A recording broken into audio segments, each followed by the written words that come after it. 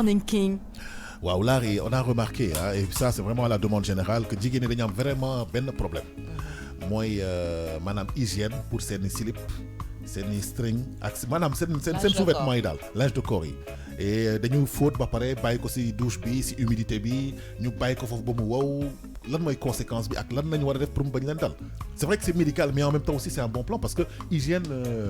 voilà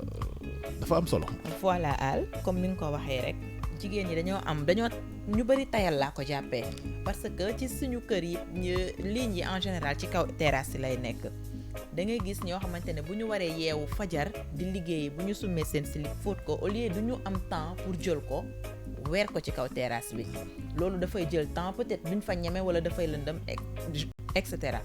léegi kenn terewul sax weer slip ci biir salle de bain mën na nekk bu fekkee ne avant nga koy sol da nga koy passé mais xam nga fii nii doo fi gis kenn koo xam ne day yeewu suba teel branché feeram naan dafay passé slip boo gisee ñu koy passé pour vapeur boobu moom mooy mën a rey microbe yi ak bactéries yi parce que slip da nga ko war a weer ci nga xamante foo xamante ne soleil bi daf koy tiim bu ko defee microbe yi mën a dee même boo ko weeree par da nga war a jël benn morceau def ko ci nga xamante ne weñ yi du ñu ñëw di saw fi nga xamante ne fa la place u sexe bi di tegu slip dafa moo gën a doy waar dafay jox loolu boo ko deful mën nga ci am ay infection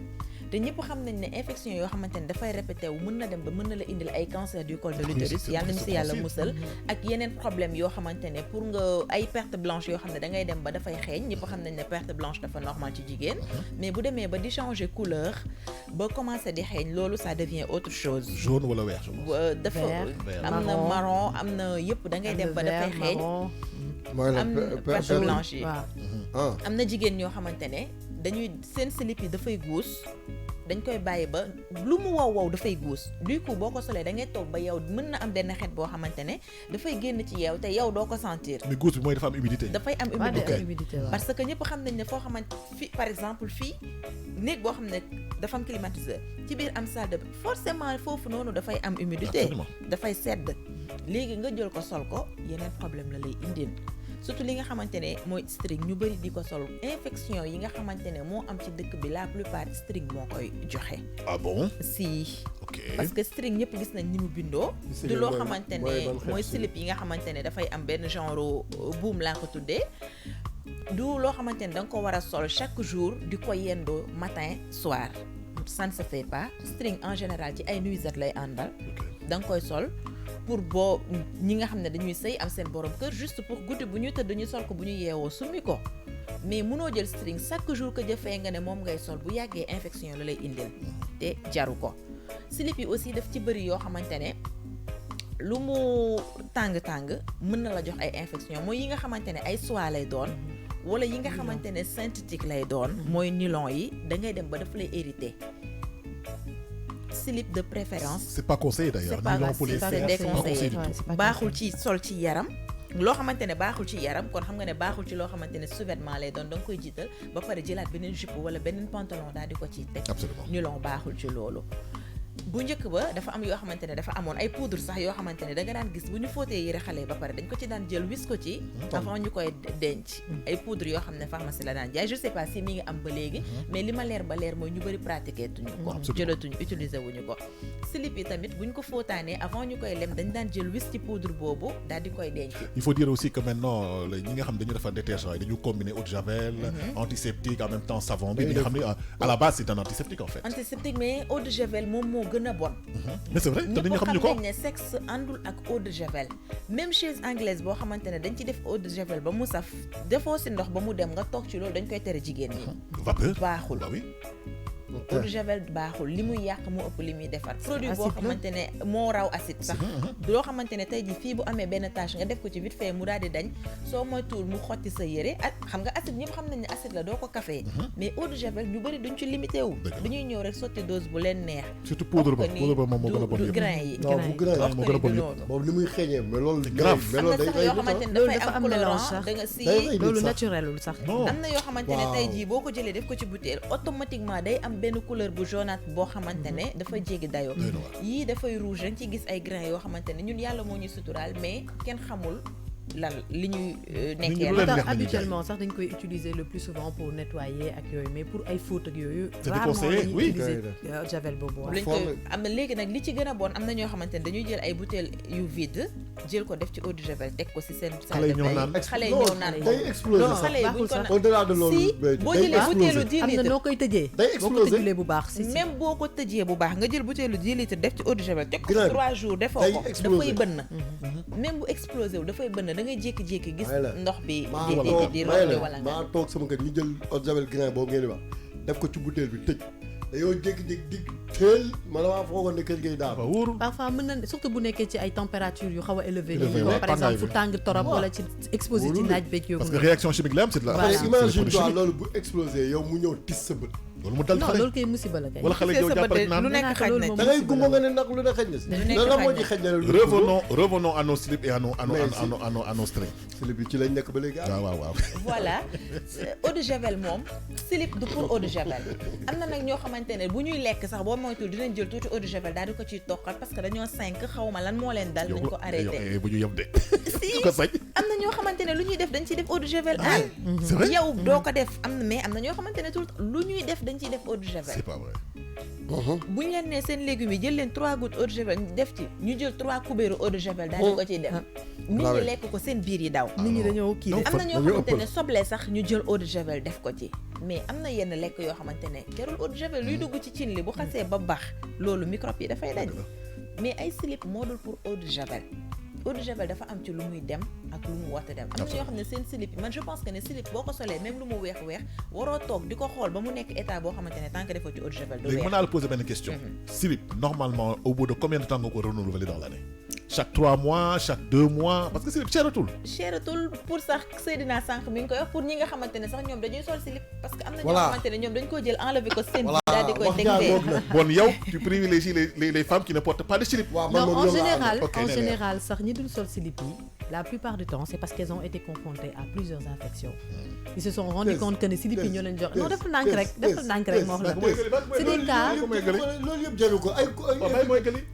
sànni jëlu ko. non c'est-à-dire que defal ndànk xam nga dafa Parce que dafa am lu tax. xam nga tey changer slip régulièrement dafa am li muy wax sànq nit ku nekk ak sa ni ngay dundee am na ñoo xam dañu tayal nañ nekk fi naan dañuy changer slip chaque mois am na ñoo xam te ne tayal nañ nekk fi naan dañuy fóot slip ba mu set am na ñoo xam te ne tayal nañu fóot slip xam nga loolu gën a garaaw nga nekk jigéen te tayal a fóot slip am na ñoo xam ne tayal fóot slip tax na duñu sol slip bon de tey ñu dee. parce que tayal nañ fi nekk di bàcc am na ñoo xamante ne problème mu infection yu répétitif ñu dem ba xam ne ni que slip yee leen koy jox et ils n'ont pas de solution pour mun a traiter loolu à chaque fois bu ñu traiter infection bi solaat slip gis na ni que parce que tout simplement xamuñu ni que slip bi nga xamante ne jotoon naa am infection loo ko fóot boo ko paasewul wala nga teg ko ci naaj infection baa nga fa di la xaar loo traité wu ba wér boo solaatee slip boobu amaat infection donc finalement pour se soulager dañuy jël slip moo yooyu tax de sànni plus en plus léegi les femmes dañuy jënd protège slip. waaw mais Pour que mu bañ a nekk en mais contact il faut physique. savoir Protège protéger slip bu baax mooy bi affaire boobu en fait loolu mel ni serviette hygiénique mais dafa gën a fine. gën moom a la ñu plat. teg entre ñoom. am na sax ay am na ay protège yoo xamante ne ñoom ñoo lay hérité jox la ay infection Oh là là. mu indi Il faut la nag savoir saafara le bon su jox protège. jàngoro yaa ngi Voilà. naan ñaata temps la ñu war a fóot slip am na ñoo xamante ne mën nañoo jël benn slip sol ko 1 an mu ñoom ñooy gën a seen slip moom mooy gën a baax ki nga xamante ne chaque semaine mu changer slip Mais qu'est-ce qu'il faut dire alors quel conseil il faut leur donner? fóot ko ba mu set di ko passé wala ngay weer ko ci ligne bi Bu- am na ñoo xamante ne amuñu mois yoo xam ne chaque mois ñu dem jënd benn douzaine slip ñoo sol ko changer seen slip te pourtant duñu am ay infection parce que dañu jël seen slip bi fóot ko ba mu set weer ko ci naaj bi wala ñu weer sax si naaj bi laay parce que rarement ngay gis ñoo xamante ne dañuy jël ay slip di ko passé dëgg la. bu am na mais bëriwul bu amee aussi bëriwul il faut que ñu xam ko sax loolu am na ñoo xam ne xamuñu ni que am na ñoo xam ne sax dañ koy xam mais dañuy tayal ku dem ba xam ne slip da nga ko war a fóot nga jël sa benn slip dajale ko ci benn sachet ba mu mat saaku slip nga doog a jël di ko fóot am na ñoo xam ne seen si am na fi Dëgg am na. ñoo xam am na te ne ñoo dañu xamante manque ne seen d'hygiène Non, jekki je te wala dis, am na ñoo grave. xamante ne aussi da nga leen di gis ñu sañsee solu setu ginaar la ñu se buñ la wonoon tey ji seen slip yi nga bàyyi leen àddina ak àllaaxira ak fay taxaw. si moo am xam nga dëkk bi non mais dëgg la lépp dëgg la c'est un daf koy problème am. d'hygiène au fait Elle a raison. lépp dafa am da ngay gis koo xam ne day sañse maquillé wu cekas-cekas yi sol jean def yëpp mais bu la wanoon linge la preuve en est que da ngay gis benn jigéen boo xam ne slip sax jëlale naa ko day sañse bu sol bu ñaqee da ngay gis soutien woom bi ci ginnaaw dafay def benn tache bu xomaat loolu lan la soutien bu set moo du ko def bu tilim moo koy def tey jii boo solee sa soutien bu tilim ala kulli non ali xam bu non ñàkkee li mu wax dañuy nii jël benn xam lu nga ko yow xam nga li mu wax xaw ma ko de. xam nga ko mais bu baax xam nga ko si non tey laa ko soog a xam. non déet tey wax soo xam waaw si loolu la preuve loolu mooy wane loolu la mais jigéen set weesu ñàkk set weesuwul nga jël sa slip di ko dajale ba mu mat ay 100 wala 10 wala 20 def ko toog un jour di ko fóot weer ko ci ligne bi foog ne da nga civiliser loolu ku koy def da nga salte na nga ko arrêté te slip bi nañ leen jël di ko weer ci li est-ce que yow léegi est-ce que yow non mais de léegi toute façon am na ci ñoo xamante ne tey par exemple ils ont ce problème là parce que ils sont dans des environnements yoo xamante ne ils peuvent pas weer seen slip ci naaj par exemple ñi di weer ci douche yi la plupart du temps c'est parce que par exemple amuñu accès ci naaj bi wala seen douche amul naaj bu ci reflété ak ñoom seen comme il dit même médecin yi sax gynécologue yi boo demee ci ñoom dañ lay naan tant que yaa ngi weer sa slip ci biir douche maanaam fu humide tu ne seras pas à l'abri des infections dañ la koy wax soit boo paree booy sol nga teg fer passé ba mu tàng nga doog ko sol mu leer la ne rey nga microbe yi soo ko dul def jàppale ne doo di génn ci infection ba pare Sénégal dañoo am problème mu complexe boo xam ne dafa am ci ñun. mooy ñu war a gis sa slip. voilà tey dañuy gis naaj. gis terrasse gis ñoom ay mbabal 749. waaw mais mbabal 749 boo xamante ne. waaye moo saf da ngaa weer boo paree da nga sol ko. kii Thèse est-ce que léegi lenn est-ce que dama bëgg a. mais xam loolu question la mooy problème mu complexe bi may wax parce que tey complexe weesuwul tey nga xam ne lii sa état de santé da ciy joué nga ne yow doo weer ci naaj bi ci kaw terrasse bi parce que lan da ngay bañ nit ñi gis sa slip bi ni mu mel. dañuy bañ ñu gis ndax slip bi nii na. bu la ko ñoree nga jënd slip yu baax. boo paree nga fóot ba mu baax nga weer parce que tey quoi qu'on dise tey slip bu baax boo ko jëndee am na yenn état yoo xam ne du ko mel parce que qualité bi ci war am na ci bon après c'est pas tout le monde qui a les moyens mais on s'en fout tey sa santé ngay xool jëlal sa slip bi bu fekkee am nga possibilité weer ko ci naaj boobu nga weer ko ci naaj mooy attitude bi nga xam ne moom la ñu recommandé bu fekkee ne nag amuloo possibilité weer ci naaj jëlal slip bi boo fóotee ba pare nga jël fer nga teg ko nga passé waxuñu la nga passé slip bi yëpp sax mais partie bi nga xamante ne fa ngay teg fa lay tegu boo dëgg yàlla sax ku dem bay passé partie boobu ak slip ni mu ndawee war ngaa mën a jël fer question bi may posé damaa bëgg a xam ndax slip obligatoire la wala obligatoire la obligation la nit da nga war a sol slip obligation moo tax ñu créé ko kon nuñ ko créé non dañ ko créé woon parce que temps bi ñu koy dama lay poser question te du da nga poser une question sa caleçon c'est obligatoire c'est pas obligatoire non defal naa yow ñi me ngaa bañ sol caleçon wax nga damay laaj. lu tax nga may dugg sa yi. non yaa ma posé question bi ma toog. dama ne la est-ce que yow caleçon non est-ce que moo tax may la yow ñëw nga bañ a sol caleçon. yenn saa yi mu bàyyi mu tëmb. ah mais mu ngoog rek voilà. en tout cas daal taa xale daal dañ daan wax xale yu góor dañ leen bàyyi ñu tëmbal comme ça. après tës waaw ndax kii voilà. kii dafa bandi ah. xaaral waaw mën nañu tëj ah mais sujet bi dañ ko. non du sujet bi conseil la. xam nga moom daf ma posé benn question. répondre naa ko. jeex na jarul muy xaabaabal. dañoo war a sol slip loolu mooy hygiène. exactement non waxuma ko hygiène dama ne slip ay jamono obligatoire la woon d'accord mais jamono yi ñu ne obligatoire la wala obligatoire. ça lu obligatoire la jamono bi obligatoire jamono mooy lan. lu obligatoire kay obligatoire la. tëjal tamit sëñ naa dañuy arrêté. ma ne yéen léegi doon sol slip ba may ñëw fii nii di wax ay xam nga tey jigéen yi nga xamante ne dañuy sëy par exemple ñu ci bëri elles font le choix de ne pas mettre de slip loolu c'est autre chose. et puis elles le disent à leur mari suñu liggéey. non loolu c'est autre chose parce que c'est un autre aspect boo xamante ne tu es dans ta maison tu es chez toi sans slip garaawul xam nga ni ñuy wax naan xaw ma mu gën a gaawee rek mu gën a neex. yow Mayte xale yaa ngi ñu déglu yow. même ñu xale déglu sax ki dafa bandi quoi seen yow jigéen ñi duñ sol slip. jigéen ñi sol si non je veux dire que dinañ am maanaam dinañ des fois ay benn ñaar yoon dinañ am benn ay soit ay yére yoo xam ne dañoo bis ñu sol si mais jigéen ñi 98% yi. mais internet yi nañ wax. waaw saa yi c'est que saa waay est-ce xam nga tey par exemple xam nga si lan la ñu waxtaan. hygiène bi jigéen ñi war a am pour que. waaw léegi nag moo tax ma ne man loolu ñuy wax yëpp ay infection yooyu dina ci fekk yëpp paquetel si bi teg ko na léegi ñàkk kaa sol mais moom laa lay expliquer sànq moo tax ma ne la sànq am na ñoo xam te ne pour génn ci 30 wu infection yi ils préfèrent ne pas mettre de slip mais tey hygiène xam nga tey par exemple string dama lay jox par exemple dama lay jox exemple string le string a été prisé pourquoi parce que de plus en plus on s'habille très serré et quand on s'habille serré la plupart du temps boo solee slip bu normal dafay marqué ci sa yére donc day am trace pour éviter traçabilité boobu les strings ont été inventés pour permettre nga mën a sol yére et que duñu gis maanaam ni que am nga dessous boo sol ci suuf est-ce que xam nga jigéen bu sol mais là où y a le danger slip bi marqué rafetul xëy xam mais rafetul mais moo tax nit ñi di sol string mais tey le problème mais nag attention am na ay slip yu ñu génne yoo xam tam ay invisible lañ des fois di nga sol slip boo xamante slip bu normal et que slip bi du feeñ parce que ça a été fait comme ça avec les avancées des choses choses on crée des choses am na ñoo xamante ne waaw slip invisible am na yoo xam ne dañ ko sol mu mel ni aussi soluloo slip alors que slip bu normal la bu ànd ak coton mais comme elle a dit il faut savoir faire le choix des slips yu ñuy sol slipu nylon slipu dentelle ce sont pas des slips yoo xam ne da nga ko war a sol toute la journée parce que da lay irriter non seulement da lay irriter ba pare mën na la indil ay infections il faut porter du bañ na ko ba médecin dañuy naan li ñu priser mooy le coton 100% coton mooy lay muccloo ci yenn infection yi mais nag booy sol slipu coton tamit da ngay am hygiène dafa bokk ci jigéen mooy maanaam di fóot sa fond wu slip yi ba mu set di fóot sa slip ba mu set bu fekkee ne mënoo ko weer ci naaj nga koy paase su fekkee slip bi dafa yàgg nga xam ne slip bi commencé na os nga jël nga sànni mbalit nga jënd yu bees nga teg ça coûte plus cher maintenant c'est tout loolu kese la mais loolu yëpp attitude la ak hygiène bu nit di am na ñoo xam ne nag ils ont la possibilité de faire tout ça mais manque d'hygiène négligence ñàkk set moo waral duñ ko def absolument yow slip bii moom noonu dinaa mucc non man bi ma bëgg a laaj benn la Seydina please xaar après nga wàcce Seydina Lari quel est le conseil utile et pratique que tu peux donner aux femmes pour l'hygiène Seydina gis nga voilà déjà xaar après nga posé conseil bi ma leen di njëkk a jox mooy ñuy sol ay slip bu coton